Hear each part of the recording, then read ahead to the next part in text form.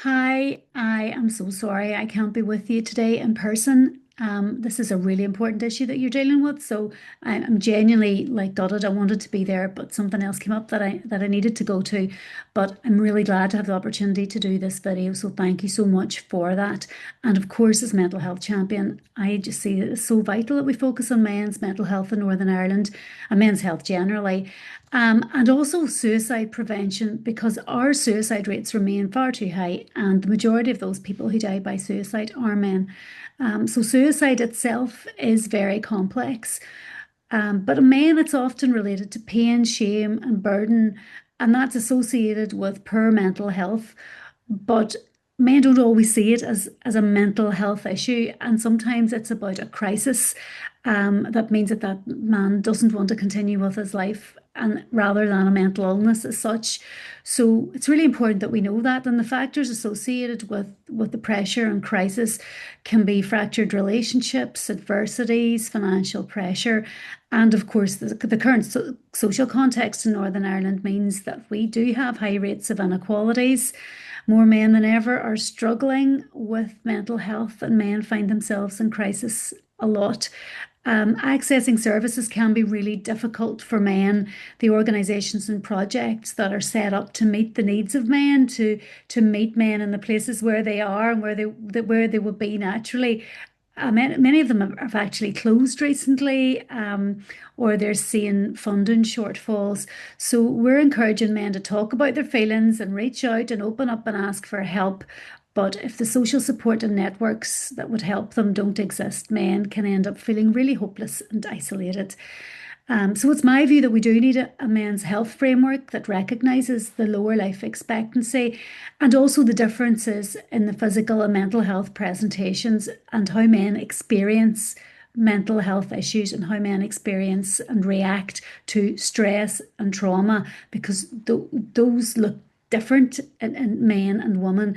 And many of our services are led by women, which is a good thing, but it can mean that men's voices and the lived experience of men can get lost or forgotten there too. So if we are serious about addressing the high suicide rates in men, we need specific actions and an overarching framework for this group. We need to consider the barriers to accessibility and the factors affecting marginalisation of males specifically, because their experiences and their social worlds can look very, very different to those of women.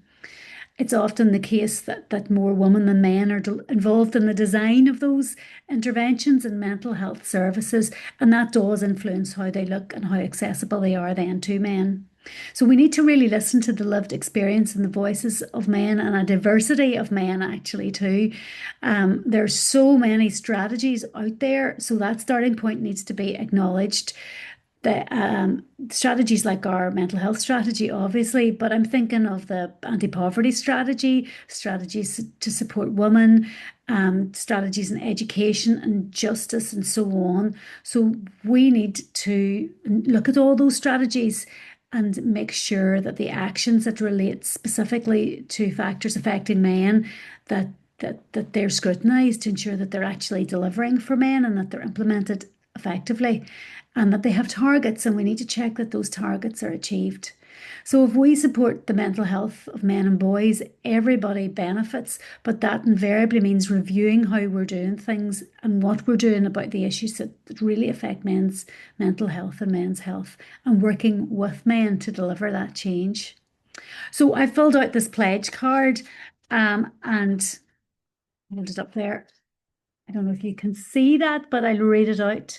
So, my pledge today is that I'm going to work to ensure that the issues relevant to male mental health and suicide are reflected in policies and practice across the government department. So, that's not just health and mental health, everything that has a bearing on the life of men and how they experience the world and living in Northern Ireland.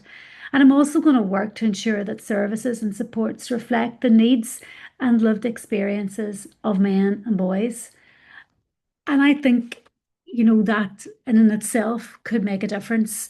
So again, thank you so much for allowing me to do this video. As I say, it's not ideal, but I'm really glad to have an opportunity to highlight this. And I'm keen to hear about the outcome of the meeting and the issues that are emerging here, so that it can inform my work in the future. So good luck with this, and thank you so much for allowing me to do this today. Thank you.